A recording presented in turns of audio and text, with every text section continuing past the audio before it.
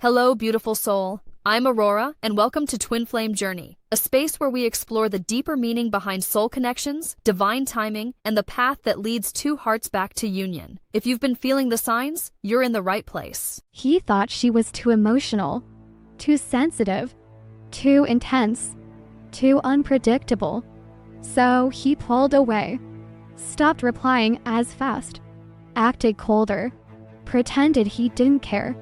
And strangely, she became quieter, not dramatic, not angry, just distant in a way he couldn't explain.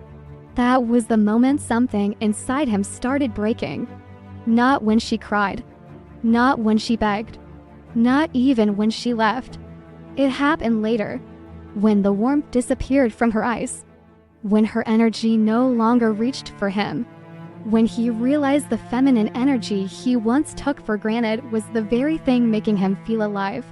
And by then, she had already learned how to stop abandoning herself just to keep him comfortable. This video is for the men who realized too late, and for the women who had to become strangers to themselves before they remembered their worth.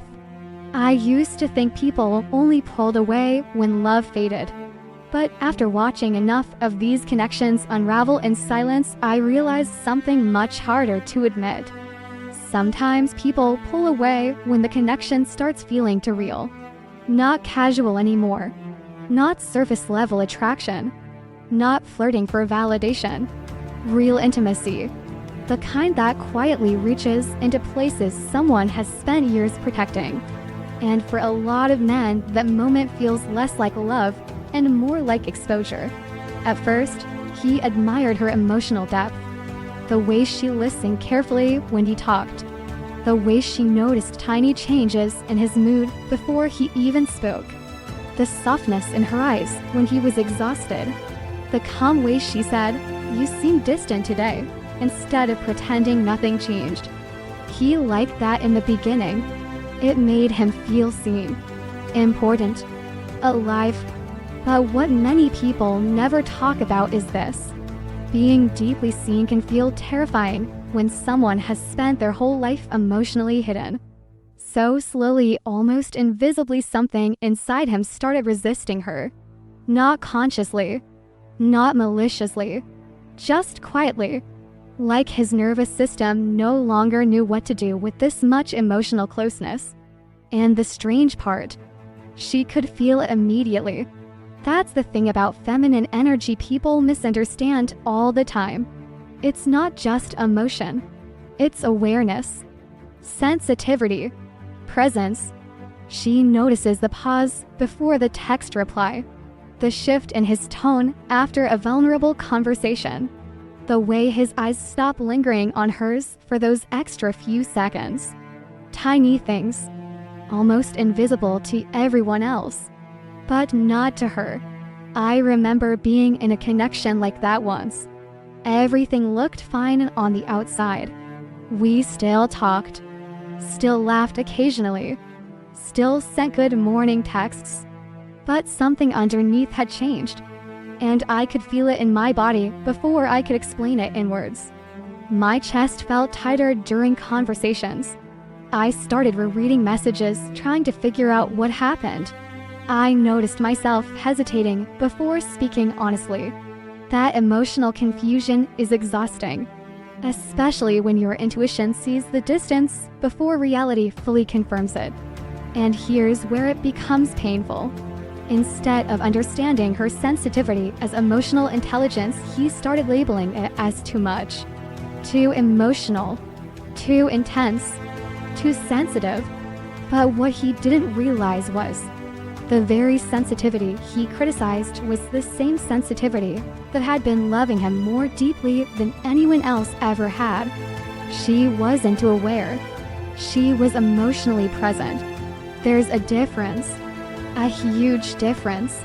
People love emotionally available women in theory, until that emotional availability starts exposing the parts of themselves they avoid. That's when admiration quietly turns into discomfort. And discomfort often disguises itself as criticism. Suddenly, he starts saying things like, "You overthink everything. It's not that serious. You're too emotional. Meanwhile, she's sitting there feeling the entire connection changing in real time. Feeling him drifting emotionally while pretending nothing is wrong. And honestly, that kind of emotional contradiction can make a woman feel crazy. Not dramatic crazy, emotionally disoriented. Like her heart is hearing one conversation while his words are speaking another. I think a lot of people underestimate how painful emotional inconsistency really is, especially for feminine energy. One day he's deeply connected, vulnerable, affectionate. The next day he becomes cold for reasons he doesn't even understand himself. And she feels the shift instantly. Not because she's needy, because she's attuned. There's a moment that keeps replaying in my mind from years ago. We were sitting in silence in a car after dinner. Nothing bad had happened. No argument. No tension on the surface. But I remember looking over and realizing his energy was somewhere else entirely. His eyes looked emotionally far away, and something inside me sank immediately. I asked softly, "Are you okay?" And he smiled, but it felt empty. That smile said, "I don't want to talk about it." So I nodded like I believed him, but my nervous system already knew. That's the exhausting part about deep emotional connections. Sometimes your body processes the truth before your mind is ready to accept it. And when feminine energy feels emotional distance, it usually tries to repair the connection first. Not manipulate, not control. Repair. She asks questions. She reaches out gently. She tries to reconnect emotionally. But if the masculine energy is emotionally avoidant, those attempts start feeling overwhelming to him. Not loving, pressuring, and that's where the tragic misunderstanding begins. The more she tries to emotionally reconnect, the more he feels exposed, the more he withdraws, the more her intuition activates. So now both people are reacting to fear while calling it love. And nobody realizes it's happening in real time. That dynamic destroys so many deep soul connections. Not lack of love, lack of emotional safety. I think some men genuinely do not realize what feminine energy is until it's gone. They think it's attention, affection, validation. But it's so much deeper than that. It's emotional warmth. It's the feeling of being accepted without performing masculinity every second. It's having someone instinctively notice when your soul is tired even when your mouth says, "I'm good." And ironically, the men who need that softness most are often the ones most terrified of it. Why? Because feminine energy doesn't just comfort you. It reveals you. It exposes emotional wounds you learned to hide under achievement, control, silence, distraction. And if someone has spent years surviving emotionally disconnected from themselves, being deeply loved can feel unbearably vulnerable. So instead of leaning closer, they pull away. Then comes the part that changes everything. She starts doubting herself. Not immediately. Slowly. Quietly. She becomes more careful with her emotions. More cautious with her words, less expressive. You can actually feel feminine energy shrinking when it no longer feels emotionally safe. The laughter changes first, then the openness, then the softness, and eventually she stops reaching emotionally altogether. That's usually the moment he finally notices something is wrong. Ironically, not when she cried, not when she tried, not when she fought for the connection. No, he notices when she becomes emotionally still, when her energy stops chasing him, when the warmth disappears from her eyes. That silence hits differently. Suddenly, he starts feeling her absence while she's still physically there, and he can't explain why the relationship suddenly feels colder. But relationships rarely become cold overnight. Usually warmth dies in small unnoticed moments. Unanswered emotional bids. Dismissed feelings. Repeated emotional withdrawal. Tiny fractures. Repeated over time. Until intimacy quietly collapses underneath to people still pretending they're connected.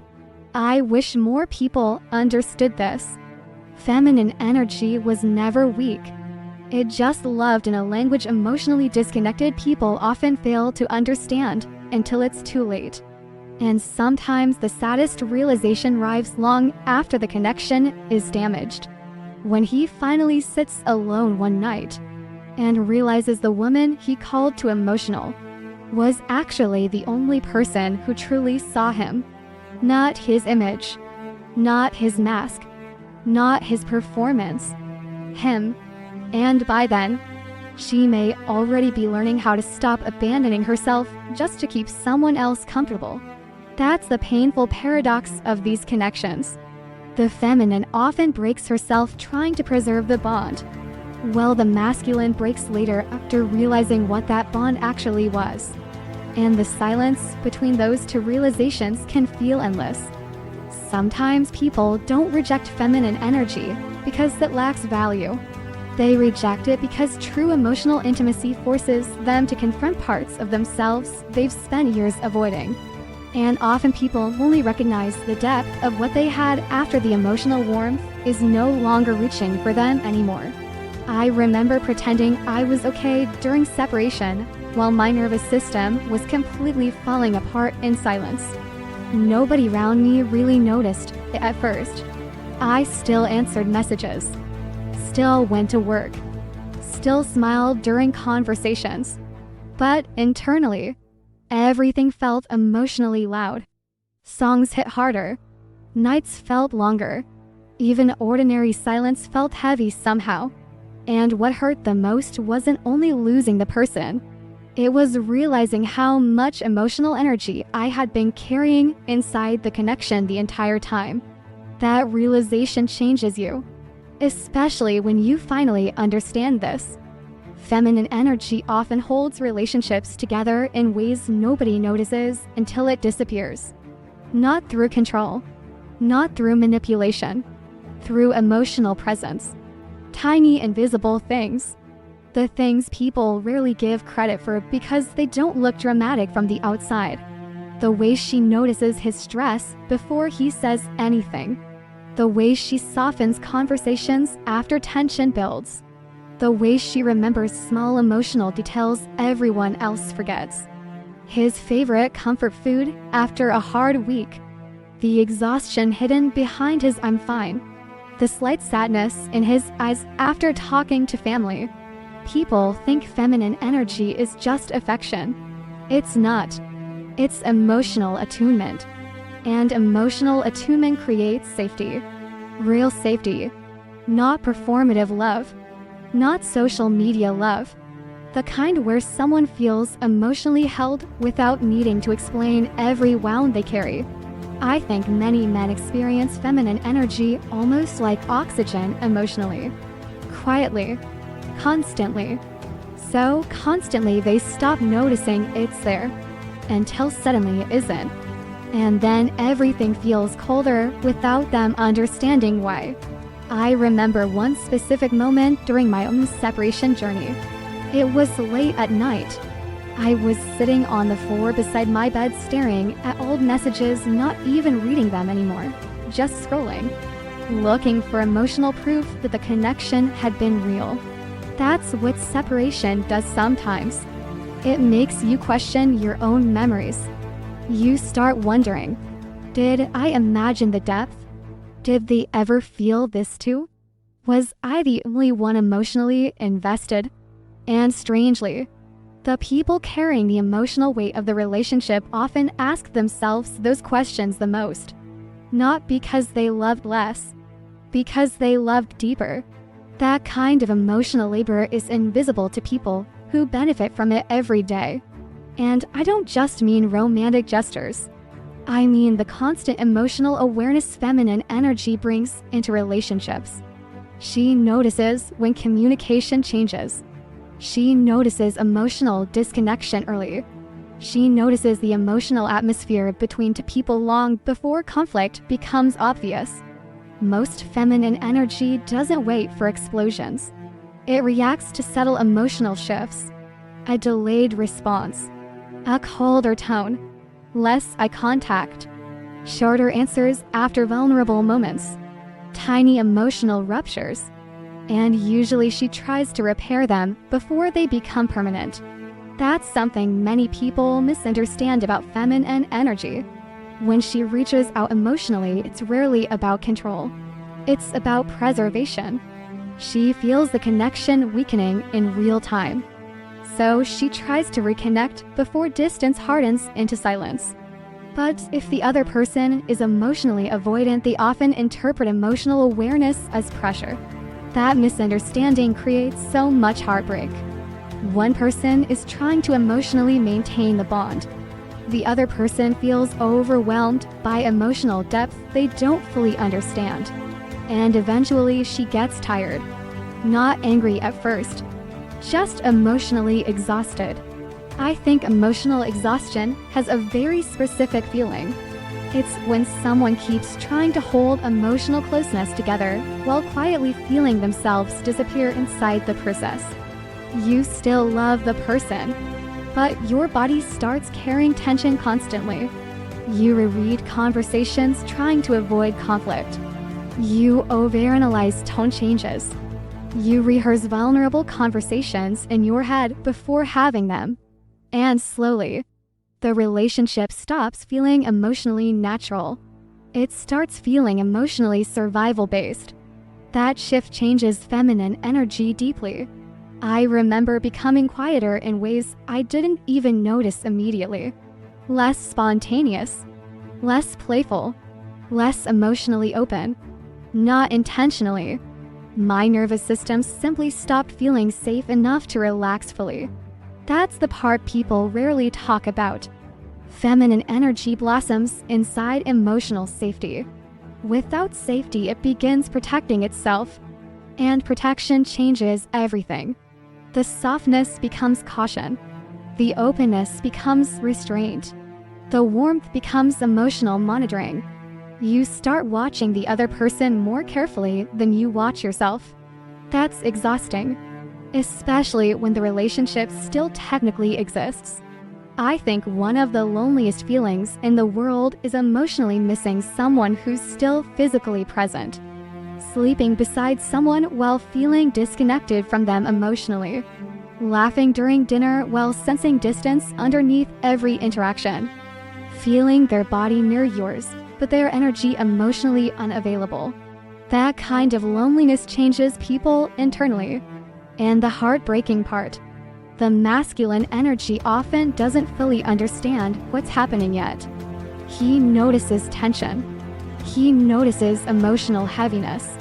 But he may not realize how much feminine energy has been carrying emotionally behind the scenes all along.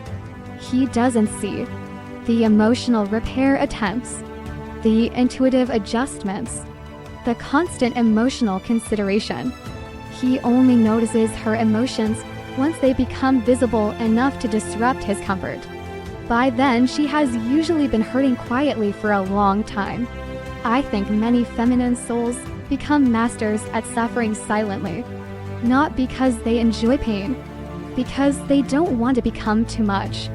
So they suppress, minimize, wait patiently, hope things improve naturally. But the body always keeps score eventually. You can only suppress emotional truth for so long before your nervous system starts responding. Sleep changes. Anxiety increases. Your body feels restless around inconsistency. And sometimes the saddest part is this.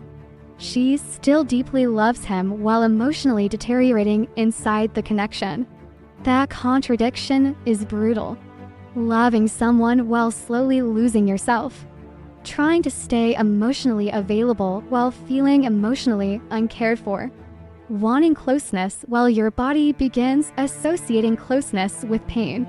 That's the hidden emotional devastation many people never see. And strangely enough, the masculine often realizes the value of feminine energy through absence, not while receiving it daily. After it withdraws, after her emotional presence becomes quieter, after the relationship loses warmth, suddenly the atmosphere changes. Conversations feel emptier. Home feels different. Life feels emotionally flatter somehow. And he can't fully explain why. Because feminine energy was never just what she did. It was what she carried. The emotional warmth, the attentiveness, the softness in ordinary moments, the way she made emotional connection feel alive. People underestimate how deeply energy shapes relationships. Not fantasy, not spirituality used as escapism. Real emotional energy, the feelings someone brings into a room, the emotional tone they create around your nervous system, the subtle sense of comfort you feel around emotionally safe people. That matters more than most people realize. I remember after separation, one of the hardest things wasn't the silence itself. It was the sudden absence of emotional familiarity. Nobody checked on me in the same way anymore. Nobody noticed tiny shifts in my mood. Nobody instinctively understood my emotional patterns. And honestly, that emptiness felt physical sometimes. Like my nervous system kept expecting emotional warmth that no longer existed. That's when I realized something painful.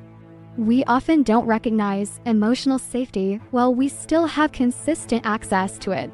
We only recognize it after its absence destabilizes us. And by then, regret usually begins quietly. Not dramatic regret. Slow regret. The kind that arrives at 2 a.m. while staring at old photos. The kind that appears during ordinary moments.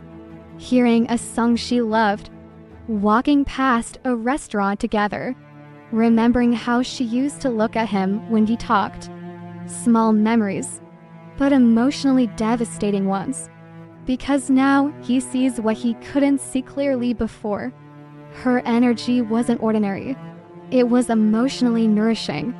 And people often take emotional nourishment for granted when they've never experienced true emotional deprivation. Until suddenly they do. That's why so many masculine awakenings happen during separation. Silence removes distraction. Distance removes emotional access. And without constant access to feminine energy, realization starts surfacing. Slowly, painfully, he begins recognizing how much emotional life she brought into the connection. Not perfection, presence. And presence is rare, especially in a world where so many people are emotionally disconnected from themselves. I think that's why these separations hurt so deeply. Not only because two people miss each other, but because one person often realizes too late. The relationship was emotionally holding parts of them together they never learned to hold alone. And that realization can crack someone open internally, especially when the feminine energy that once reached for them finally stops reaching.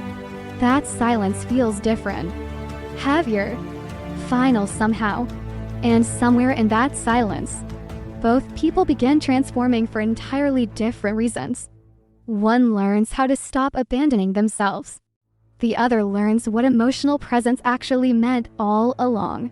And neither realization comes without pain. People rarely recognize the value of emotional safety while they're consistently surrounded by it. Feminine energy often carries the invisible emotional warmth, awareness, and connection holding relationships together behind the scenes. And sometimes its absence becomes the loudest emotional lesson of all. I used to think emotional distance meant someone stopped caring. It felt simple at first. If someone wanted you, they would stay close. If they loved you, they would lean in. If they valued you, they would not disappear emotionally. But life doesn't always move in straight emotional logic. Sometimes the deeper someone feels, the further they go. And that contradiction can quietly break a woman's sense of reality. I remember sitting alone one night after a long emotional shift in a connection that once felt warm. Nothing official had happened. No breakup text, no argument, no clear ending, just distance, a slow fading of presence, shorter replies, less curiosity, fewer emotional check-ins. And what made it confusing wasn't the absence of words. It was the absence of feeling behind them. That's the part nobody prepares you for. When someone is physically present but emotionally unreachable, you start questioning yourself in ways you don't even notice at first. Did I say too much? Did I come on too strong? Did I ask for too much emotional honesty? And slowly your nervous system starts adjusting to uncertainty. Not because you want to, but because it has no other option. I remember refreshing messages more times than I'd like to admit. Not obsessively at first, just checking, waiting for the emotional tone to return. But it didn't. And here's something I learned painfully through experience. Avoidance doesn't always look like absence. Sometimes it looks like partial presence, half replies, delayed emotions, careful words that avoid depth. It's still there but emotionally muted. And that's what makes it so disorienting. Because a part of him is still with you, but another part has already stepped back. And she can feel both at the same time. That emotional split creates confusion that is hard to describe unless you've lived it. You don't feel fully abandoned, but you also don't feel emotionally held. You exist in a strange middle space. Not connection, not separation. Something unstable in between. I remember once sitting across from someone I cared about deeply. We were talking, laughing even, but I noticed something subtle in his energy. He was there physically, yet not fully emotionally present. His eyes would drift away mid-conversation. His responses felt slightly delayed, like he was thinking about something else internally. His laughter didn't reach the same emotional depth as before, and I remember thinking quietly to myself, he is still here, but something in him has already left. That realization didn't come with drama. It came with stillness. A quiet internal sinking feeling that I couldn't immediately explain. And instead of confronting it directly, I did what many feminine energies instinctively do. I tried to reconnect. Gently at first, asking questions, creating emotional openings, trying to bring warmth back into the space between us.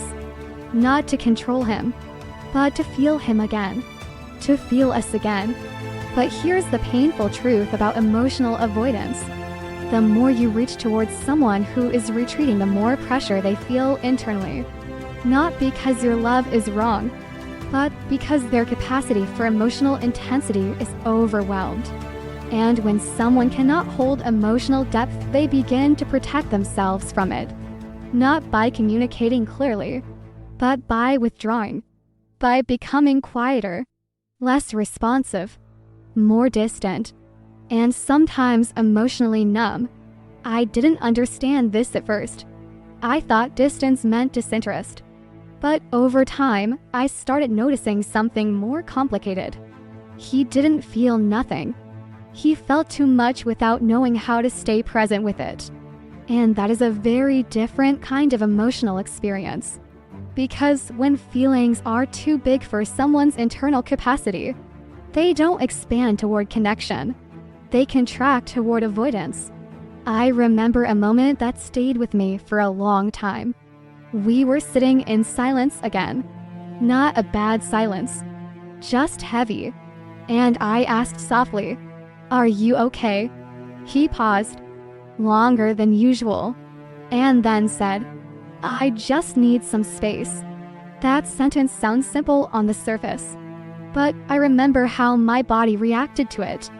Not mentally, physically, a tightening in the chest, a sudden drop in emotional warmth, a subtle shift in breathing, because my nervous system understood something my mind hadn't fully accepted yet. Space was not just space. It was emotional distance forming in real time. And here's where things become even more complex. Because masculine energy doesn't always pull away from lack of love. Sometimes it pulls away from emotional overload. Too much feeling at once. Too much vulnerability too quickly. Too much emotional exposure without internal grounding. And instead of processing it inside the relationship, it gets processed through distance. I've seen this pattern so many times now that it almost feels universal in certain dynamics. He feels deeply. He gets overwhelmed. He withdraws. She feels the withdrawal. She reaches. He feels more overwhelmed. He withdraws further. And the cycle begins. Neither person fully aware they are reacting to fear in different forms. One fears losing connection. The other fears emotional saturation. And both are trying to protect themselves while slowly damaging the bond. I remember in my own experience, I started becoming hyper-aware of emotional shifts. A slightly delayed reply would trigger internal questions. A shorter sentence would feel like a signal. A change in tone would echo in my mind longer than it should. Not because I was insecure in a superficial way, but because emotional inconsistency creates internal instability. Your nervous system starts scanning for patterns, trying to predict emotional safety, trying to stabilize uncertainty. And that constant scanning is exhausting. It drains you quietly. No one sees it from the outside, but inside you feel constantly on alert. And I think that's something many feminine energies go through without naming it. Emotional hyper-awareness in response to unpredictability. But here's the paradox. While she becomes more emotionally aware, he often becomes less emotionally expressive. Not because he's stopped feeling, but because feeling becomes harder to manage internally. So he simplifies, reduces communication, avoids emotional depth, keeps things surface level. And from her perspective, it feels like disappearance. Not physical disappearance, emotional disappearance. The version of him she once connected with feels further away. And that loss is not loud. It is quiet, but deeply unsettling. I remember lying awake at night replaying conversations in my head. Not because anything dramatic happened, but because emotional ambiguity creates mental loops. You try to decode what changed. You search for the exact moment the shift happened. Was it something I said? Something I didn't say? Did I become too much emotionally? And this is where self-doubt slowly begins to form. Not immediately, gradually, like water wearing down stone. You start adjusting yourself without realizing it. Less emotional expression, more careful communication, more internal filtering before speaking, until eventually you are no longer fully yourself inside the connection. You become a managed version of yourself, and that version is quieter, safer, less likely to trigger emotional withdrawal in the other person, but also less alive. And that is the quiet tragedy of this dynamic. One person pulls away to avoid feeling too much. The other person shrinks to avoid being left. And both lose something essential in the process. I think what makes this chapter painful is realizing this truth. Distance is not always rejection. Sometimes it is emotional overload without emotional tools. But for the person on the receiving end, it still feels like loss. Because regardless of the reason, the experience is the same. The warmth is gone. The presence feels reduced. The emotional connection becomes uncertain. And uncertainty is one of the hardest emotional states to sit in. Because the mind keeps trying to resolve what the heart cannot understand yet. I remember at one point thinking, if someone needs space from me, does that mean I am too much? That question stayed longer than it should have. Because once emotional withdrawal enters a connection, it doesn't just affect the relationship. It affects self-perception. And that's where things begin to shift internally for both people. He begins to feel overwhelmed by emotional depth. She begins to feel unsure about her emotional impact. And slowly the connection becomes something neither fully understands anymore. Not because love disappeared, but because emotional capacity became uneven, and no one knew how to bridge that gap. So they both adapt in different directions, and those adaptations eventually create distance that feels irreversible, even before anything officially ends. Even before words are spoken, there is already an emotional ending happening quietly underneath everything. And the hardest part is realizing sometimes people don't leave when they stop loving you. They leave when they don't know how to stay with what they feel. Emotional withdrawal is not always lack of love. Sometimes it is emotional overwhelm without the tools to process intimacy. But to the person receiving that distance, it still feels like confusion, loss, and self-doubt. And in that gap between intention and experience, relationships often begin to quietly unravel. I don't think I noticed the moment I started shrinking. There wasn't a clear decision. No dramatic thought like, I should become less of myself so he stays. It was quieter than that, almost invisible. A series of small emotional adjustments made in silence for the sake of keeping peace. I remember reading messages differently first. Not what he said, but how he might interpret what I said. That was the first shift. Then came the second. I started pausing before speaking honestly. Not because I didn't know what I felt, but because I started wondering if what I felt would be too much for him to hold. And that question slowly changed everything. There's something deeply unsettling about changing yourself in real time inside a relationship while still pretending nothing is happening. On the outside, everything looks normal, but internally you are constantly editing yourself. Like your emotional truth is being rewritten before it ever reaches the surface. I used to think love was about expressing yourself fully, but I learned something more complicated. Sometimes love becomes a space where expression feels risky, not because the other person is intentionally unsafe, but because their emotional capacity feels inconsistent. One day they can hold your depth, the next day they retreat from it, and that unpredictability teaches your nervous system to adapt. I remember beginning to simplify myself. Less emotional intensity in my words. Less vulnerability in my timing. Less honesty when I felt something might create distance. At first, it felt like maturity. Like I was becoming more understanding. But over time, I realized something painful. I wasn't becoming more mature. I was becoming more careful. And carefulness slowly turns into self-suppression. There was a moment I still remember clearly. We were having a conversation that should have been emotionally open. Nothing dramatic. Just a simple moment of honesty between two people who once felt close. But halfway through expressing what I felt, I stopped. Not because I lost my thoughts, but because I felt the familiar internal hesitation. That subtle tightening in the chest that says, if you say this, he might pull away again. So I softened my words, reduced the emotional weight, made it easier to receive. And in that moment, I felt something inside me shift. Not loudly, but permanently. I remember thinking afterward, why does it feel like I have to make myself smaller to stay close to someone? And I didn't have an answer at the time. But now I understand what was happening.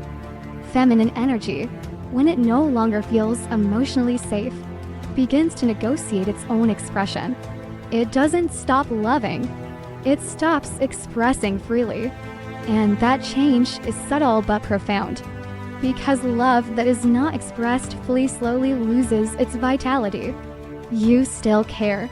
You still feel, but something becomes muted. Like your emotional voice is no longer fully reaching the space between you. I started noticing physical signs too. Tension in my shoulders before conversations. Overthinking before sending simple messages. Replaying interactions afterward, trying to detect if I said something wrong. It wasn't paranoia. It was emotional adaptation. My nervous system was learning the environment, learning what was safe to express and what wasn't. And that's the part most people don't see.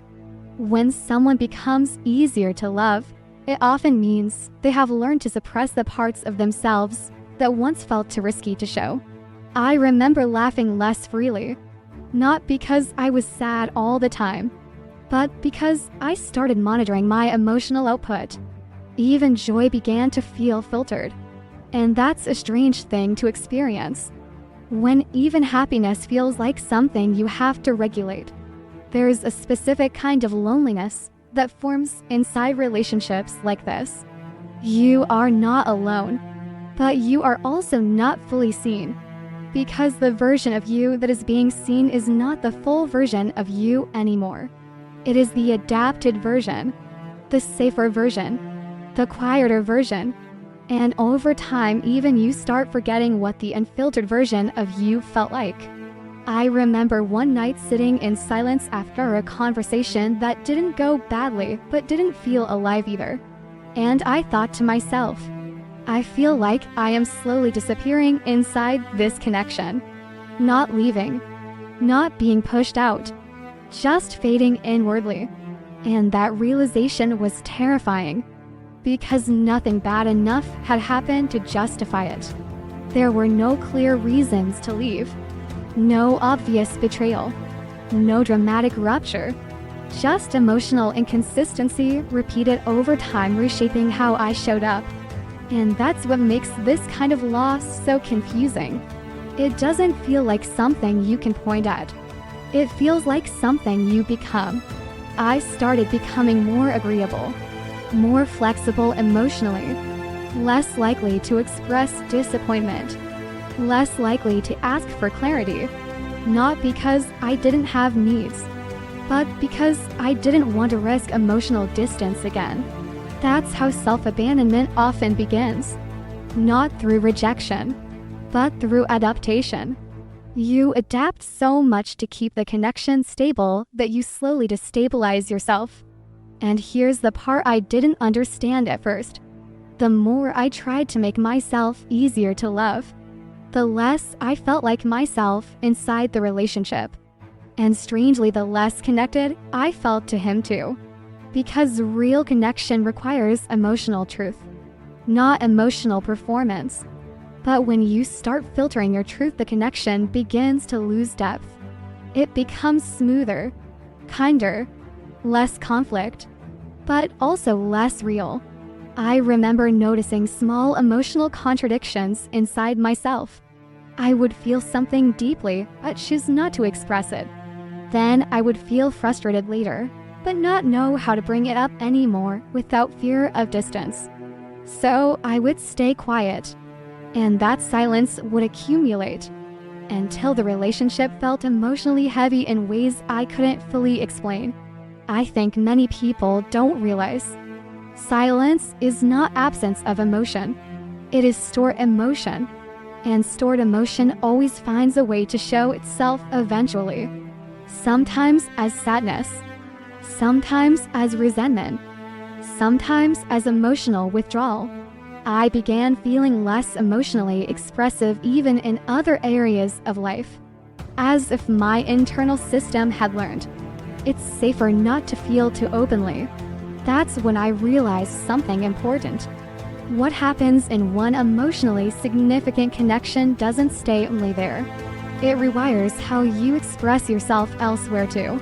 I remember talking to a friend during that time and realizing I couldn't even explain what I was feeling clearly anymore.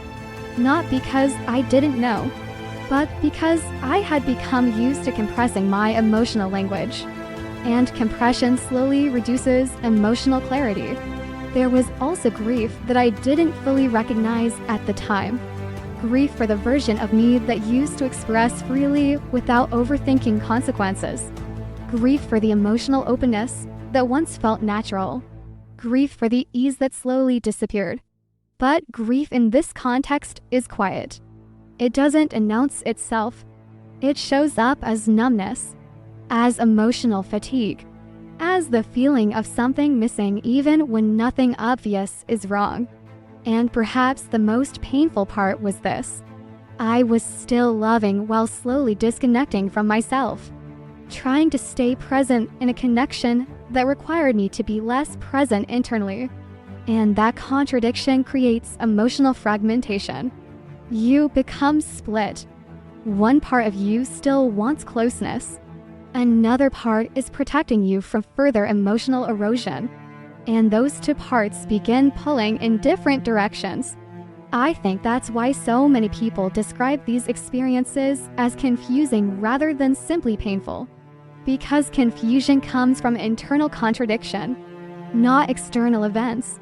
I didn't realize at the time how much I was sacrificing my own emotional authenticity just to maintain stability. But looking back, I can see it clearly now. I was trying to become someone easier to love instead of remaining someone real enough to be fully known. And those two things are not the same, not even close. Because being easier to love often requires editing yourself, while being fully known requires emotional courage. And somewhere in that imbalance, feminine energy begins to lose its natural flow. Not because it stops existing, but because it starts protecting itself from rejection, from inconsistency, from emotional unpredictability. And once protection becomes the default, expression becomes limited. And once expression becomes limited, connection begins to fade in subtle ways. Not all at once, but gradually, until one day you realize you are still in the relationship, but no longer fully in yourself within it. When someone begins changing themselves to become easier to love, they're often slowly abandoning parts of their emotional truth. And while this adaptation may preserve connection temporarily, often costs them their sense of self in the process. I don't think most people notice the exact moment a connection starts to die. There's no announcement, no clear ending, no dramatic final sentence that says, this is where it stops. It's quieter than that, almost imperceptible, like a slow shift in temperature in a room you've been sitting in for hours. You only realize it's cold after warmth is already gone. I remember the moment it happened for me, not in words, not in conflict, but in presence, or rather the absence of it. We were still talking, still exchanging messages, still technically there, but something had changed. I could feel it in the way I stopped reaching emotionally first, in the way I stopped trying to repair small emotional gaps, in the way my energy quietly turned inward. It wasn't a decision. It was exhaustion. The kind that builds slowly over time when emotional effort is no longer met with emotional consistency. At first, I didn't even recognize it as withdrawal. I thought I was just giving space, being mature, being understanding. But deep down, something more final was happening. My emotional energy was no longer extending toward him the same way. Not because I stopped caring, but because something inside me stopped believing that reaching out would change anything anymore. And that shift, that's the moment everything begins to change. Because feminine energy doesn't leave loudly. It leaves in silence. It leaves in softness. It leaves in reduced emotional presence before it ever physically leaves. And the absence is not immediately obvious to the person on the other side. At first, he still feels the connection, still assumes everything is fine, still moves through interaction with the same emotional expectations. But something subtle begins to feel off. He just can't name it yet. I remember observing this shift from the inside of it. There was a conversation that should have felt normal. No conflict, no tension, no emotional rupture on the surface. But I noticed something strange in myself. I wasn't emotionally leaning in anymore. I was responding, not initiating emotional depth, not repairing emotional distance, just responding. Shorter energy, simpler replies, less emotional extension, and strangely calmer inside. Not numb, not angry, just detached in a quiet way I didn't fully understand at the time. That's when I realized something important. Emotional exhaustion doesn't always feel like pain. Sometimes it feels like peace, but it's not real peace. It's withdrawal disguised as calmness. And this is the moment he feels it even if he doesn't understand it yet. Because masculine energy often recognizes feminine energy not through logic, but through emotional feedback loops. The way she responds, the way she reacts, the way she engages with emotional space between them. When that starts to change, everything feels slightly different. Not dramatically, but enough to create internal confusion. I remember noticing it from the other side of my own experience too. The change in tone from him when he started sensing the shift. At first, it was subtle curiosity. Are you okay? You seem quiet lately. Then slightly more attention, more checking in, more attempts to reconnect. Not because anything explicit had been lost, but because something energetically had changed. And here's what I didn't understand back then. He wasn't reacting to words. He was reacting to absence. Absence of emotional initiation. Absence of softness reaching outward. Absence of the invisible emotional holding that feminine energy naturally provides when it is fully present. When that disappears, even partially, it creates emotional imbalance. Because suddenly, the emotional system of the connection is no longer being regulated in the same way. I remember one night in particular. We were texting. Nothing unusual on the surface. But I felt a strange distance in my own responses. Like I was no longer emotionally inside the conversation, but observing it from a slight distance. And I could feel him trying. Not aggressively. Not dramatically. Just small attempts to pull the emotional connection back into alignment. More questions. Slightly longer messages. A bit more emotional openness. But something inside me wasn't responding the same way anymore. Not because I didn't care, but because the emotional loop had already begun breaking internally. And once that loop breaks, everything changes. Because connection is not just interaction. It is emotional reciprocity. When one side stops extending emotional energy, the other eventually feels the imbalance, even if they don't understand why.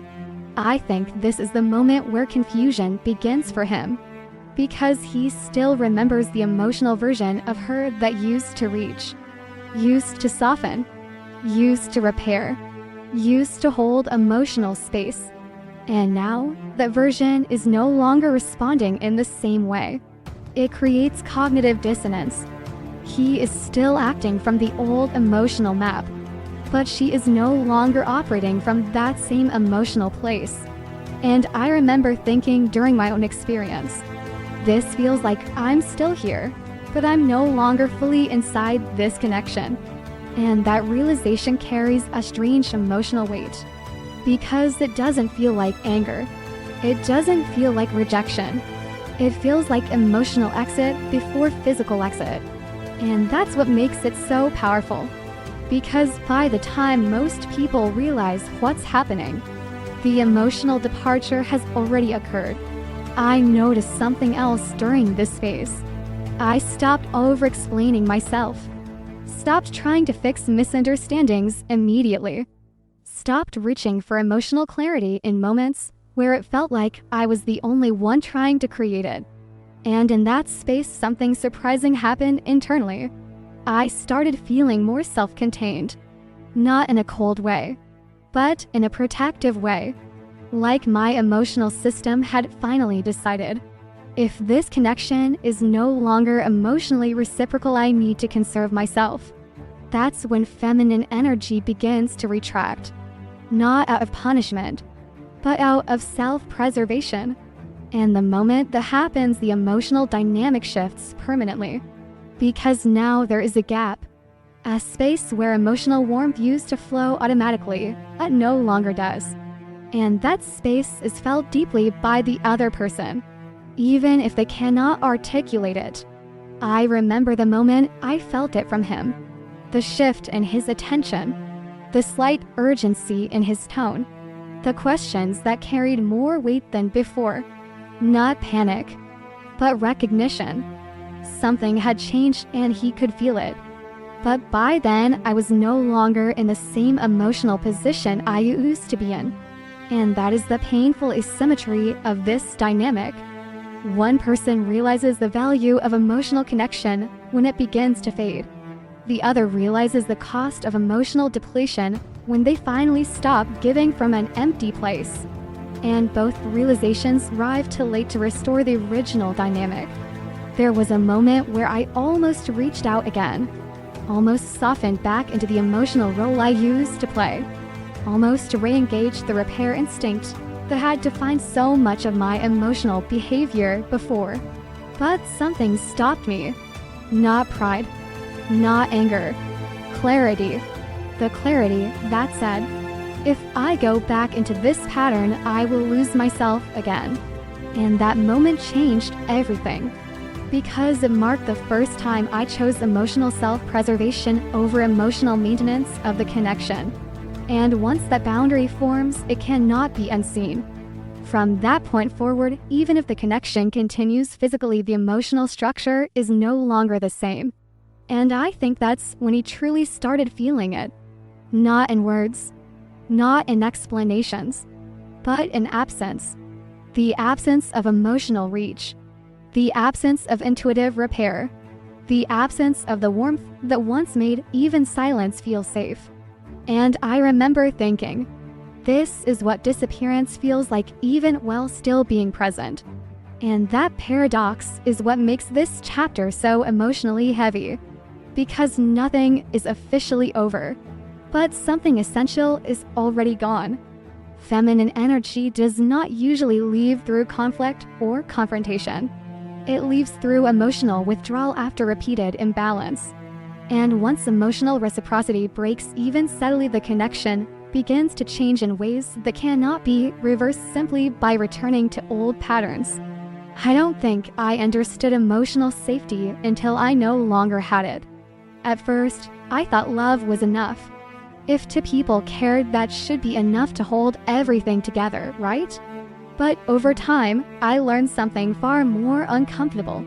Love without emotional safety slowly becomes emotional survival. And survival is not the same as connection. I remember the exact feeling of that shift, even if I couldn't name it back then. It wasn't dramatic. No arguments. No clear rupture. No obvious ending. Just a gradual tightening inside my body whenever I tried to be emotionally open. Like my nervous system started learning a new rule. Be careful here. And once your body learns that it doesn't forget easily. I used to think feminine energy was naturally soft, naturally open, naturally expressive. But I learned something deeper. Feminine energy is not blind openness. It is responsiveness to emotional safety. When safety is present, it expands. When safety disappears, it contracts.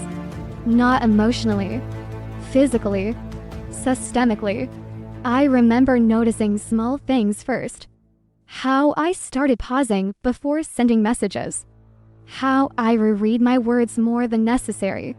How I began adjusting emotional tone depending on how I thought he might respond. It wasn't conscious control.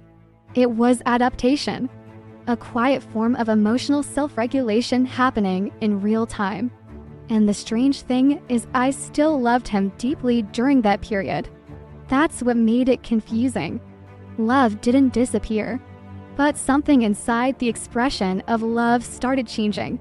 It became filtered, measured, careful, and emotional care, when constantly filtered, starts losing its natural flow. I remember sitting in silence one night and realizing something I didn't want to admit. I wasn't fully relaxed anymore inside the connection. Even during calm moments, even during good conversations, there was always a part of me slightly on alert, waiting, monitoring, adjusting. And I think that's what emotional starvation really feels like. Not absence of love, absence of emotional reliability. Because emotional safety is not about perfection. It is about consistency, predictability, and emotional presence. The feeling that when you open your heart, it will not suddenly feel unsafe to have done so. But when emotional responses become inconsistent, the nervous system starts compensating. Hyper-awareness increases. Emotional scanning intensifies. Internal tension becomes default. And slowly femininity begins to close. Not because it chooses to, but because it cannot sustain openness and uncertainty. I remember a specific moment that stayed with me. We were talking about something vulnerable, nothing extreme, just an honest emotional exchange. And I felt myself start to open like I used to in the beginning. But halfway through expressing it, I felt a subtle internal resistance. A pause inside my chest. A thought that wasn't fully verbalized but clearly felt. Be careful how much you say. So I softened it, reduced the intensity, smoothed the edges, made it easier to receive. And when I finished speaking, I felt something strange. Not relief, but disconnection. Like I had just stepped slightly outside of myself. That moment marked something important. I had chosen emotional safety over emotional truth. Not consciously, but instinctively. And that choice, repeated over time, changes how you relate to yourself inside a relationship. Because every time you soften your truth to avoid emotional instability, you move a little further away from authenticity. And authenticity is where feminine energy naturally lives. Without it, something becomes muted. I started noticing this in small everyday moments. Laughing less freely, speaking less spontaneously, holding back emotional reactions I would normally express immediately. Even joy started feeling like something I had to check before showing. And that realization disturbed me more than sadness ever did. Because sadness still feels like emotion. But muted joy feels like emotional suppression. And suppression is slow emotional erosion. I remember looking at old versions of myself in memories and feeling almost unfamiliar. Not because I changed completely, but because I had become a more controlled version of myself. And control in emotional relationships often signals a lack of safety. There was also something else happening underneath it all. My body began reacting before my mind did. A slight tension when his name appeared on my phone. A subtle breath shift before opening messages. A micro hesitation before expressing anything vulnerable. And I didn't understand it fully at the time. But now I recognize it clearly. My nervous system had stopped feeling emotionally safe. And when the body no longer feels safe, emotional expression becomes limited automatically. You don't have to consciously decide to hold back. Your system does it for you. I remember one night where this became painfully clear. I was sitting alone scrolling through conversations, trying to understand when things changed. Not because something dramatic happened, but because I felt different inside myself. And I realized something that made my chest tighten. I had started anticipating emotional disappointment before even expressing myself. That anticipation changed everything.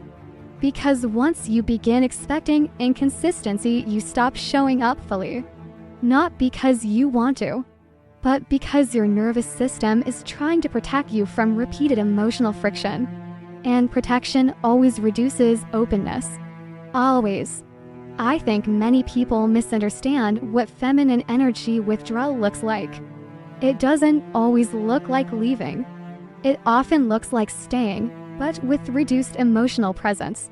Less initiating, less emotional vulnerability, less energetic softness, not out of punishment, but out of depletion, because emotional generosity cannot survive long-term imbalance. There was a moment where I caught myself thinking, I feel like I'm constantly trying to be the version of myself that won't disrupt him emotionally. And that sentence hit me harder than I expected, because love should not require emotional self-editing as a default state. But that had slowly become my reality. I wasn't being fully seen, but I also wasn't fully showing up anymore. And that creates a strange emotional limbo, where connection exists but feels partially inaccessible. I think emotional starvation doesn't just affect expression, it affects identity. Because over time, you stop recognizing which parts of you are you and which parts are adaptation. You begin to lose emotional clarity. You feel things but hesitate to express them. You want closeness but feel cautious when it appears. You miss connection but no longer trust its stability. And that contradiction creates internal fragmentation. I remember lying awake one night and feeling something I couldn't immediately articulate. Not sadness, not anger, but emotional fatigue mixed with emotional longing. A kind of tiredness that comes from constantly regulating yourself inside a connection that doesn't regulate you back. And I think that's where the deepest exhaustion happens. Not in conflict, but in continuous emotional self-management. I started realizing something important during that phase. Love alone does not sustain feminine energy. Emotional safety does. Because without safety, love becomes something you endure instead of something you live. And that shift is subtle but devastating. I also noticed something else. The more emotionally inconsistent the connection became, the more I started disconnecting from my own intuitive clarity. I would second-guess my feelings more often, question my emotional responses, wonder if I was overreacting simply for feeling something strongly. And that's what emotional starvation does. It doesn't just reduce expression. It reduces trust in your own emotional intelligence. And when you stop trusting yourself, you start outsourcing emotional validation externally, which creates even more instability. As cycle forms, you seek clarity externally. You don't receive consistency. You doubt yourself internally. You try harder to adapt. You lose more clarity, until eventually you don't feel like yourself anymore inside the dynamic. I think that's the quiet breaking point many people never talk about. Not heartbreak, but self-disconnection. There was a moment where I remember clearly thinking, if I continue in this emotional environment, I will slowly lose my sense of self. And that realization didn't feel dramatic. It felt like truth. And truth, when it arrives, clearly doesn't need emotional intensity to be powerful. It just needs recognition. That was the moment I began to understand emotional safety differently. Not as comfort, but as structure for emotional existence. Without it, feminine energy cannot expand naturally. It can only adapt, and adaptation has limits. Eventually, something has to give. Either the relationship changes, or the self returns. But both cannot remain unchanged indefinitely. Feminine energy does not disappear because love is absent.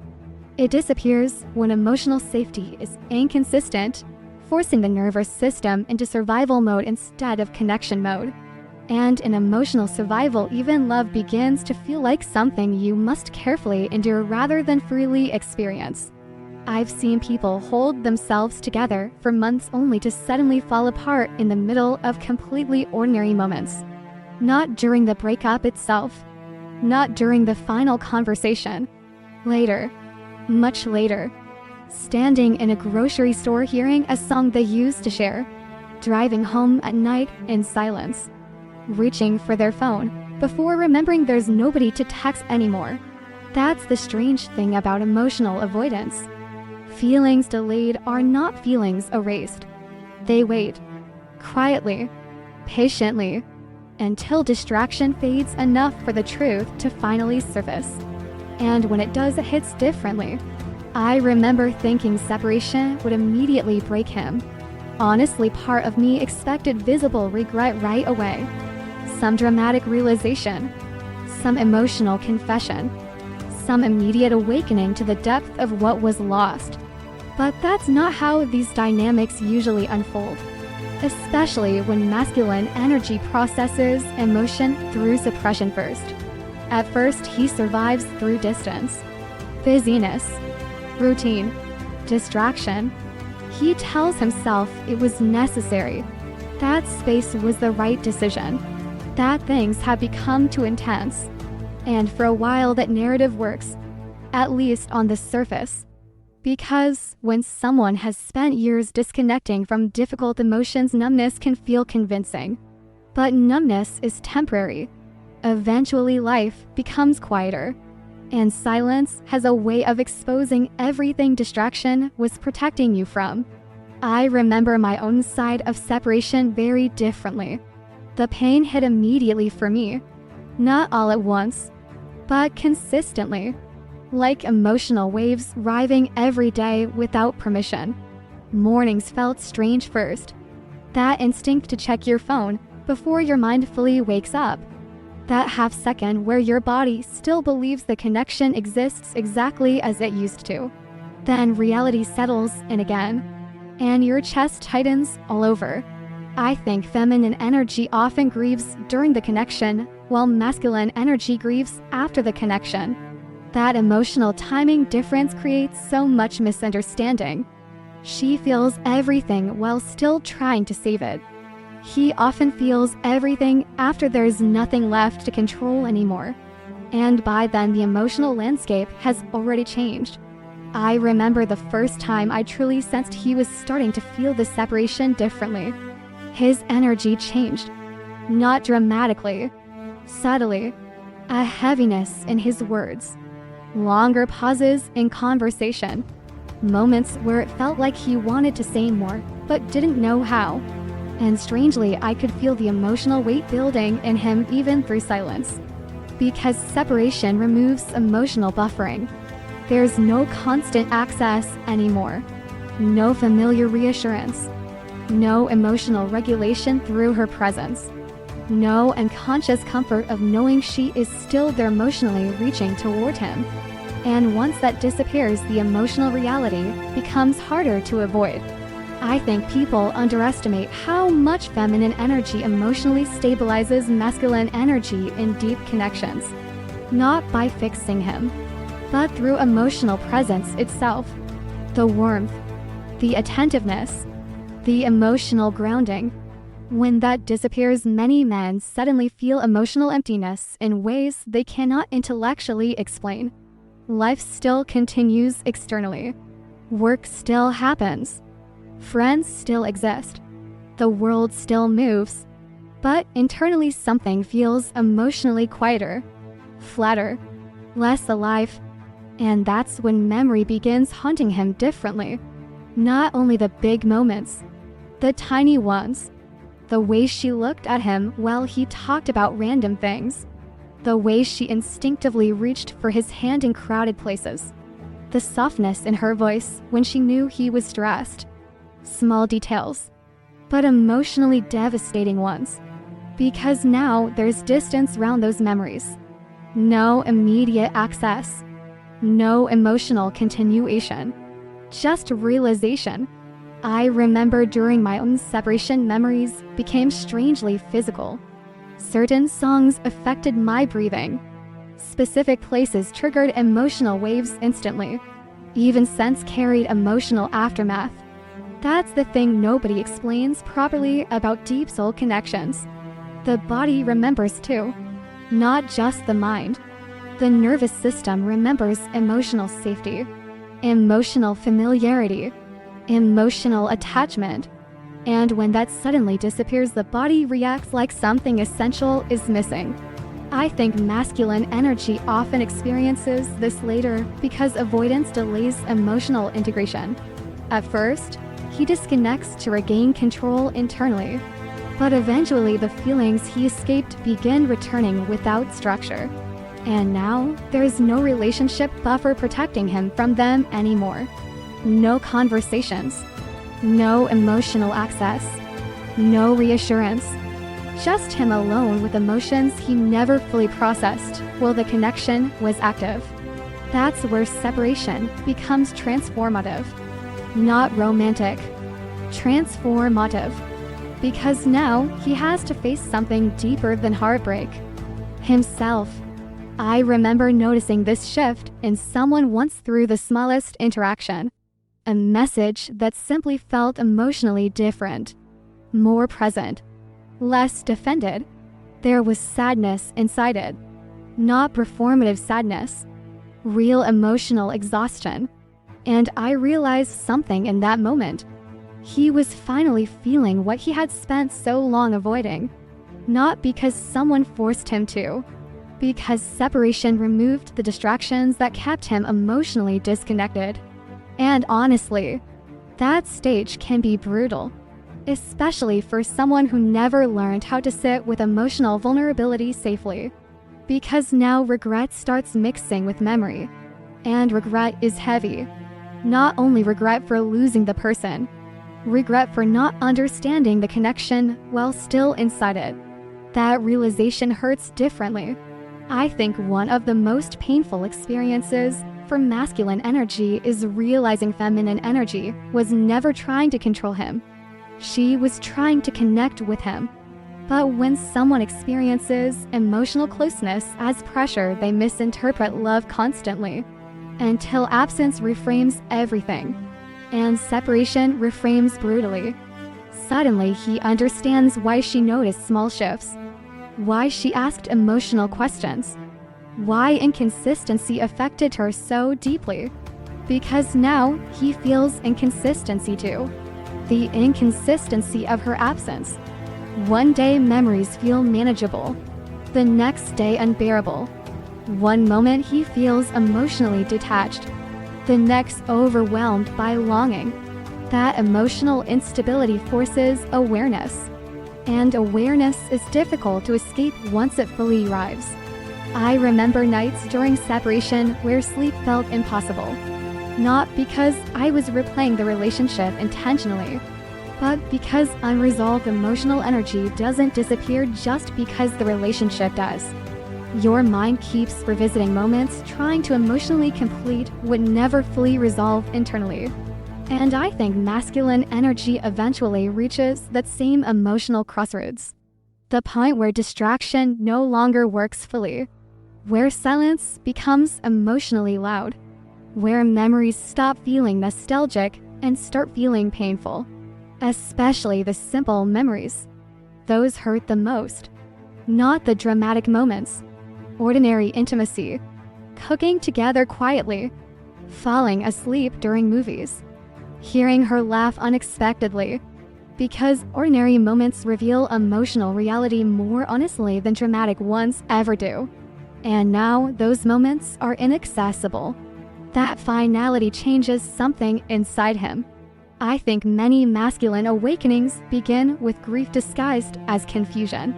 At first, he only knows something feels missing. Then slowly he realizes what it is. Not attention, not validation, emotional aliveness. The feminine energy that once softened his internal world. The presence that made life feel emotionally warmer without him fully realizing it at the time. And once he sees that clearly, separation stops feeling like freedom. It starts feeling like loss. Real loss. Not ego loss. Heart loss. And heart loss changes people. Especially when they realize the person they kept creating distance from was actually the person creating emotional closeness in their life all along. I remember one particular realization from my own journey that stayed with me deeply. Some separations don't destroy love. They expose it. Before separation, distractions blur emotional truth. Fear blurs it too. Avoidance blurs it. Control blurs it. But distance clarifies. Painfully. And sometimes people only understand the depth of their feelings once there's no immediate way to act on them anymore. That realization can crack someone open emotionally, especially someone who spent years emotionally defended. Because now there's nowhere left to run internally. No relationship dynamic to hide behind. No emotional confusion masking the truth. Only silence. And inside that silence, everything finally becomes visible. The love, the fear, the regret, the emotional dependency, the vulnerability, all of it. And for many masculine energies, that is the real beginning of transformation. Not reunion, not apology, awareness. The painful awareness of what they were actually holding in their hands only after it was no longer fully theirs to reach anymore. Separation often forces people to feel emotions they spent the entire relationship avoiding. And while feminine energy usually processes grief during the connection itself, masculine energy often begins fully feeling the depth of love only after distance removes emotional access. Sometimes separation does not destroy love. It reveals it. I remember the exact moment I stopped waiting for someone to choose me. It wasn't dramatic. No final argument. No empowering speech in the mirror. No sudden emotional breakthrough. It happened quietly. One ordinary evening after months of emotional exhaustion, I was sitting alone in silence, staring at my phone that hadn't lit up the way I secretly hoped it would. And for the first time in a very long time, I felt tired in a different way. Not heartbroken. Done abandoning myself. That kind of realization changes a person slowly at first, then all at once. Because there comes a point in every deep emotional connection where feminine energy asks itself a painful question. How much of myself have I sacrificed trying to keep this connection alive? And if the answer is too much, something begins shifting internally. Not love, identity. I think people misunderstand healing completely. They think healing looks bright, peaceful, graceful, empowered immediately. But honestly, healing often starts in grief, in emotional exhaustion, in the moment your nervous system finally realizes, I cannot survive like this anymore. I remember during separation there were nights I still missed him so deeply it physically hurt. Not metaphorically. Physically. My chest would tighten randomly at night. Certain memories would hit without warning. I would wake up reaching for my phone before fully remembering reality again. That's what deep attachment does. It doesn't disappear because logic says it should. The body holds emotional memory long after the relationship changes form. But somewhere inside that grief, another process quietly begins. Self-return. And self-return feels strange at first. Because after spending so long emotionally focused on another person, your own inner world feels unfamiliar. I remember realizing how disconnected I had become from myself. Not from my feelings. From my own rhythm. My own peace, my own emotional instincts, my own joy without emotional dependency attached to it. Everything internally had become organized around the connection. Would he respond? Did his tone change? Does he still care? Should I reach out? Should I stay silent? And when separation finally removes the cycle, there is an emptiness at first, a terrifying quiet. Because now there's no emotional monitoring left to do. Only yourself. And honestly, many people don't realize how addicted they became to emotional uncertainty until silence removes it. I remember waking up one morning and noticing something small. For the first time in months, my chest didn't feel tight immediately after waking up. Such a tiny thing, but it hit me emotionally. Because I had become so used to anxiety that peace felt unfamiliar. And healing often begins exactly there, in tiny nervous system moments. Sleeping slightly better, laughing naturally again, going hours without checking your phone obsessively, feeling emotionally present in your own life instead of mentally trapped in someone else's absence. Small shifts, but powerful ones. I started noticing parts of myself returning slowly. Music sounded different again. Food tasted more real somehow. Conversations with friends stopped feeling emotionally distant. Even my body posture changed. That's the thing nobody talks about enough. Emotional suffering lives physically too. Shoulders tense constantly. Breathing becomes shallow. The nervous system stays hyper alert. And when healing begins, the body softens before the mind fully understands what's happening. I remember one afternoon sitting in a cafe alone. Months earlier, that situation would have triggered sadness instantly. I would have been thinking about him the entire time, wondering if he missed me too, wondering if separation was temporary, wondering if he would finally realize everything. But that day felt different. Not because I stopped loving him, but because my attention had started returning to my own life. And that shift is profound, because feminine healing doesn't always begin with detachment. Sometimes it begins with remembering your own existence outside the connection, your own desires, your own identity, your own emotional reality. I think one of the most dangerous things about deep emotional connections is how easily feminine energy can start measuring self-worth through emotional reciprocity. If he chooses me, I matter. If he returns, I'm enough. If he fights for this, it was real.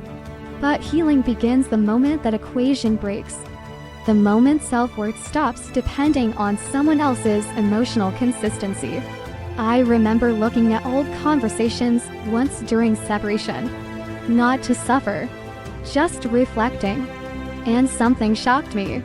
I noticed how much emotional effort I had poured into maintaining closeness, how often I softened conflict, how often I initiated emotional repair, how often I abandoned my own emotional needs just to preserve harmony.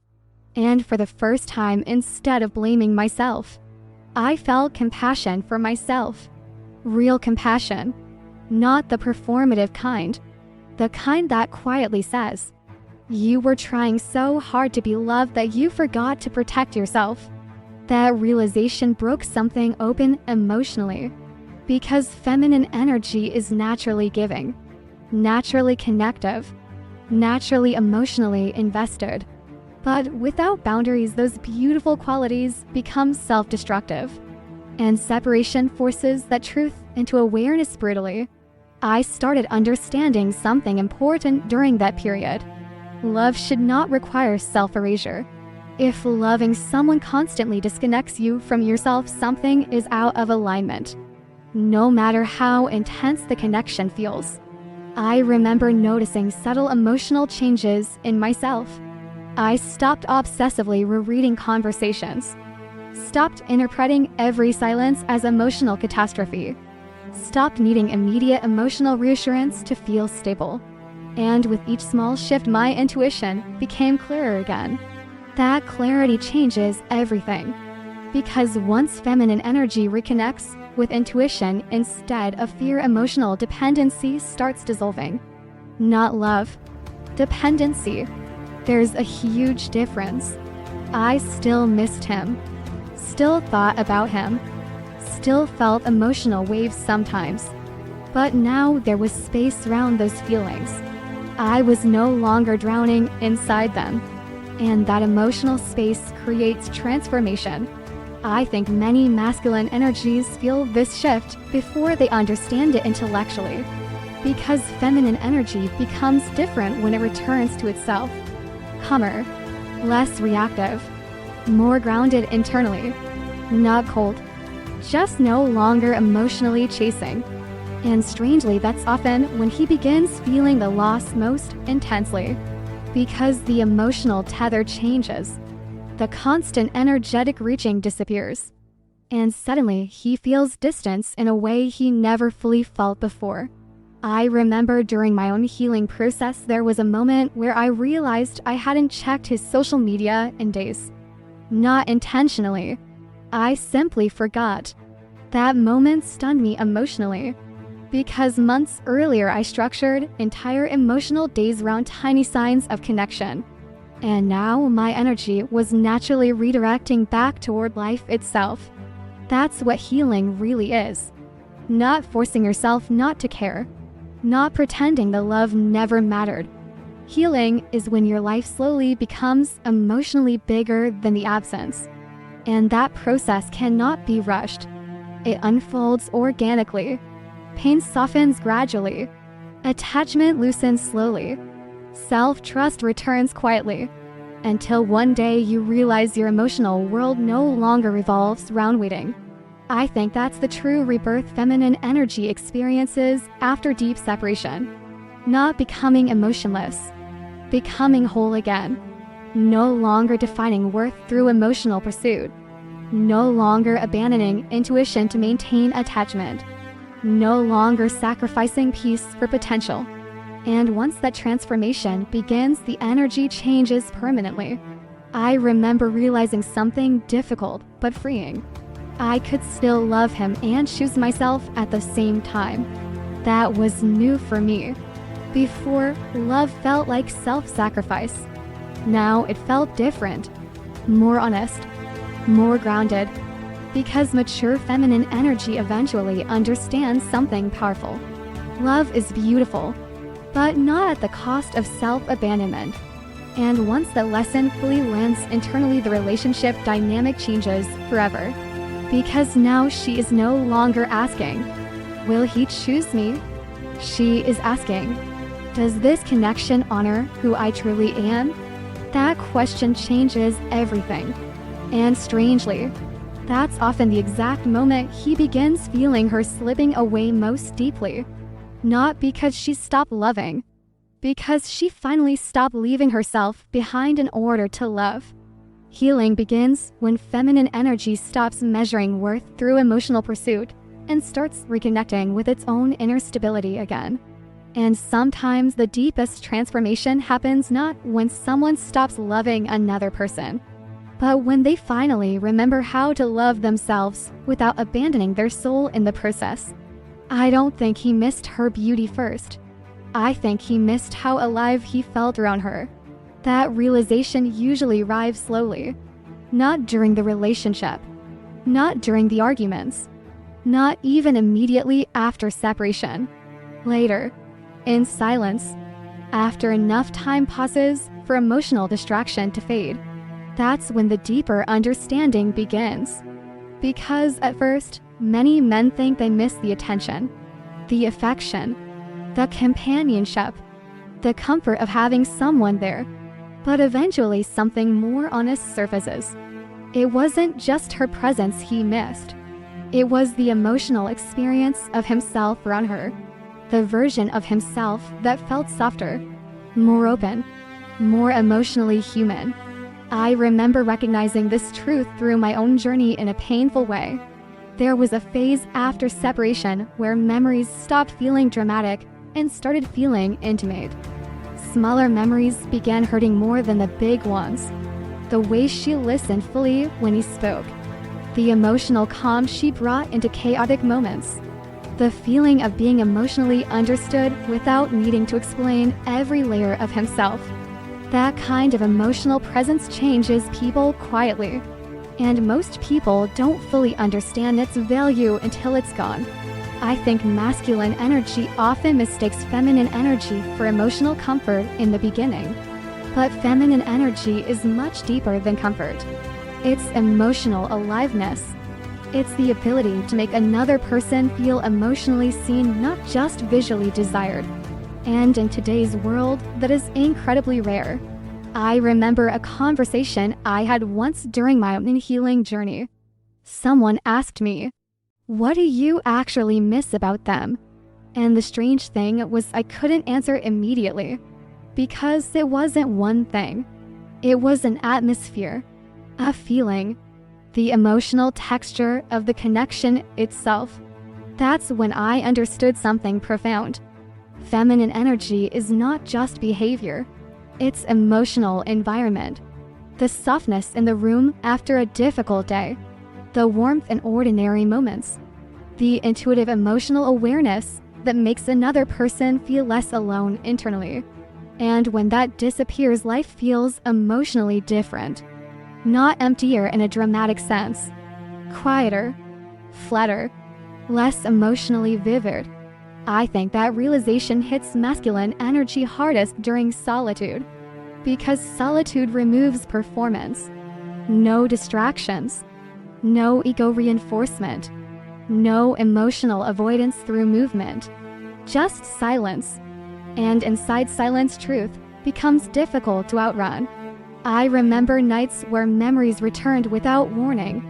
Not painful scenes, tender ones. Moments that seemed insignificant at the time.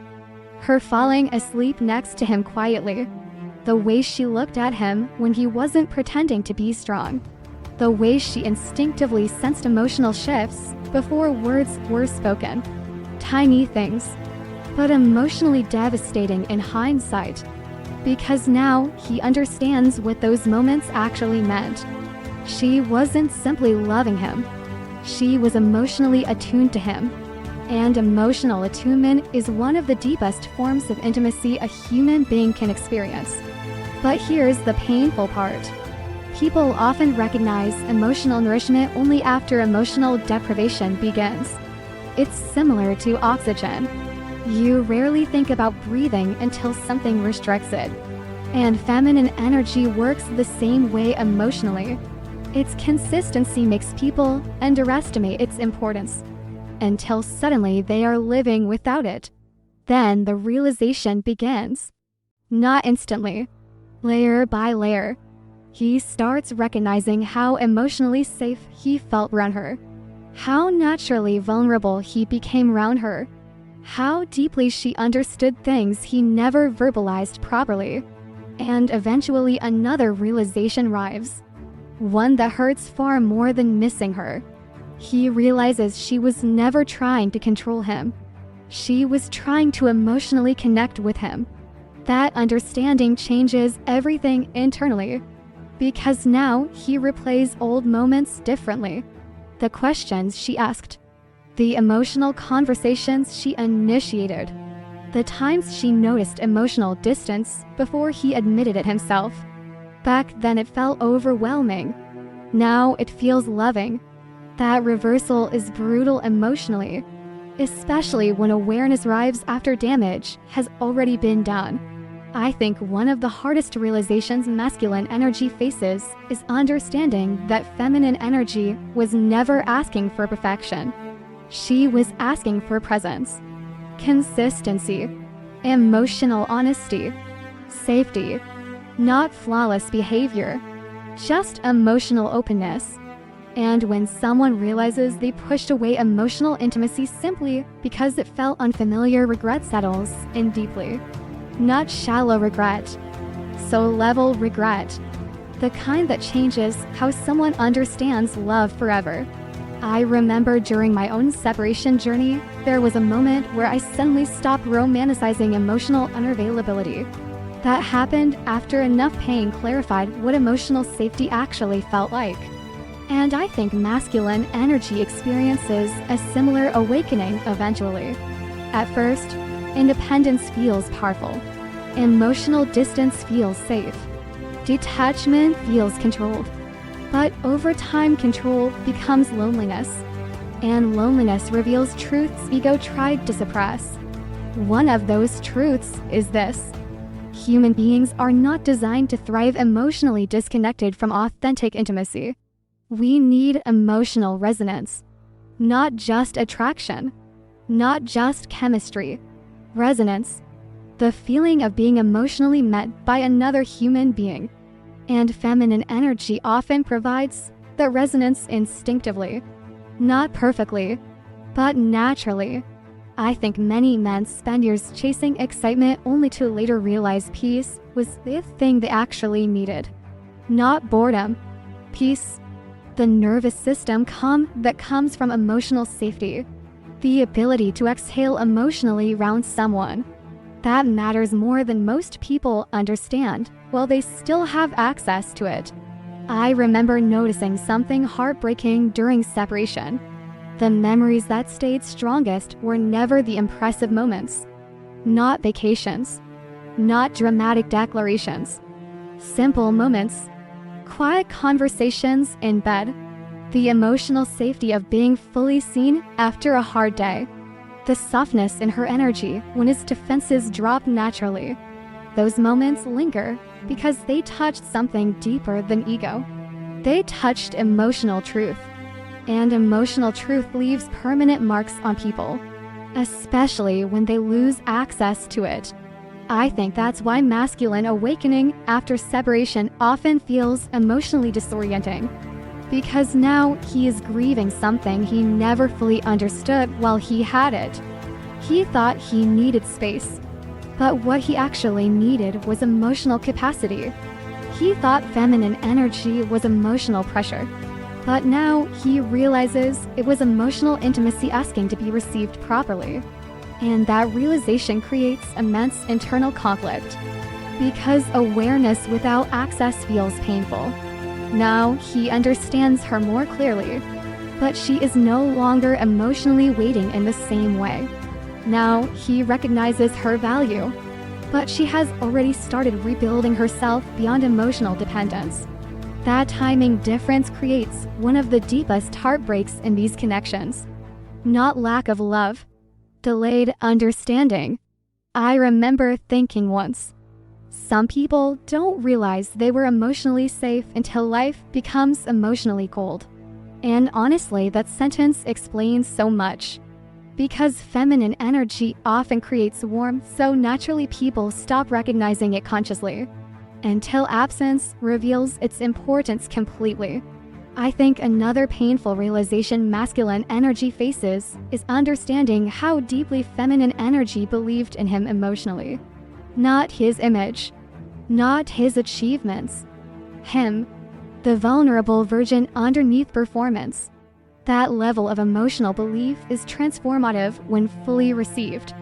But when rejected or misunderstood, it becomes devastating for both people. I think many men eventually realize the woman they called too emotional was actually emotionally intelligent enough to see the connection clearly before the dead. She noticed the emotional fractures early, felt the imbalance early, sensed the distance before it became obvious, and instead of recognizing that awareness as wisdom, he interpreted it as intensity, until time proved her intuition right. That realization humbles people deeply, especially when they finally understand feminine energy was never weakness. It was emotional depth they lacked the capacity to fully honor at the time. And sometimes the understanding arrives too late to restore what was lost, but not too late to transform the person. I think that's the hidden purpose behind many twin flame separations. Not punishment, awareness, the collapse of emotional avoidance, the destruction of false emotional control, the realization that intimacy is not weakness, and that real masculine energy does not fear feminine depth. It learns how to protect it properly. But those lessons rarely arrive without pain first, without loss, without silence, without regret. Because some truths can only be understood emotionally after absence removes illusion completely. And once that realization settles fully into the heart, love is never viewed the same way again. Feminine energy is often understood most deeply through its absence. And many people only realize too late that what they were pulling away from was not emotional pressure, but emotional intimacy, safety, and genuine connection. Sometimes the deepest regret is not losing the person. It's realizing too late what their presence was truly giving to your soul. I still believe some connections change us permanently even if they don't stay. Not every love enters your life to become a lifelong relationship. Some arrive to expose you to yourself, to reveal emotional patterns you never noticed before, to confront wounds you spent years hiding beneath distraction, to awaken parts of your heart that had quietly gone numb. And honestly, those connections are often the hardest to release. Not because they were perfect, but because they transformed you. I remember after my own separation, there came a point where the pain started changing shape. At first, it was raw grief. Heavy, consuming, disorienting. Every memory hurt. Every silence echoed. Every ordinary moment carried emotional aftermath. But eventually something shifted. Not suddenly, quietly. The pain stopped feeling like destruction and started feeling like revelation. And that realization terrified me at first, because it meant the connection wasn't just breaking my heart. It was changing me. I think many people misunderstand the purpose of emotionally intense relationships. They assume the goal is always union, always permanence, always staying together. But some connections were never designed only for comfort. Some were designed for awakening, and awakening rarely feels peaceful in the beginning. It feels destabilizing. I remember looking back at the version of myself before that connection entered my life, emotionally guarded in ways I didn't even recognize at the time, more disconnected from my intuition, more willing to accept emotional inconsistency, more afraid of being fully vulnerable. And after everything, I could never return to that version of myself completely again. That's the strange gift hidden inside painful love. It expands emotional awareness permanently. Once you experience deep emotional connection, surface-level emotional dynamics start feeling empty. Once someone truly sees you emotionally, being emotionally unseen becomes unbearable. And once you learn the difference between attachment and emotional safety, your standards change forever. I think that's why twin flame separation feels spiritually disorienting for so many people. Not because the relationship itself is magical, but because the emotional mirror is so intense. The connection forces hidden emotional patterns into visibility. Fear of abandonment, fear of intimacy, self-sacrifice, emotional avoidance, people-pleasing, control. Everything surfaces eventually. And once it surfaces, it cannot fully go back into unconsciousness. I remember realizing during healing that I no longer wanted love that required emotional survival skills. That realization changed how I viewed everything. Before, intensity felt meaningful. Uncertainty felt passionate. Emotional chasing felt romantic. But after enough emotional pain, clarity arrives. And clarity is quieter than fantasy. It doesn't scream. It simply says, love should not constantly destabilize your nervous system. That sentence alone transformed my understanding of relationships. Because real love does not punish emotional openness. It protects it. Real masculine energy does not mock feminine sensitivity. It honors it. It creates emotional structure strong enough for softness to feel safe inside it. And real feminine energy, it no longer abandons itself trying to earn consistency from emotionally unavailable people. That's one of the deepest lessons these connections teach. Not only how to love another person, how to stop betraying yourself in the process. I remember there was a moment during healing where I stopped romanticizing suffering. That was huge for me. I realized how often I had confused emotional intensity with emotional depth. But they are not the same thing. Chaos is not intimacy. Confusion is not chemistry. Emotional inconsistency is not passion. Sometimes it's simply unresolved pain repeating itself between two people. And once awareness reaches that level, everything changes. I think masculine energy transforms differently after these connections too. Not immediately, but deeply. Especially when separation strips away ego defenses long enough for emotional truth to surface fully. Because eventually he understands something important. Strength is not emotional avoidance. Strength is emotional presence. The ability to stay open during discomfort. The ability to communicate honestly instead of disappearing emotionally. The ability to hold feminine energy gently instead of reacting defensively to it. That realization matures a person profoundly. I remember one thought that kept returning to me during my own journey. Maybe the relationship was never only about staying together. Maybe it was about becoming conscious. And honestly, that perspective healed something inside me. Because it allowed me to stop viewing the connection only through the lens of loss. Instead, I started seeing transformation. Painful transformation. But transformation nonetheless. I became more emotionally aware.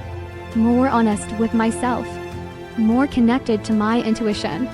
I stopped chasing emotionally unavailable dynamics, hoping love would eventually change them. I stopped interpreting emotional breadcrumbs as emotional commitment.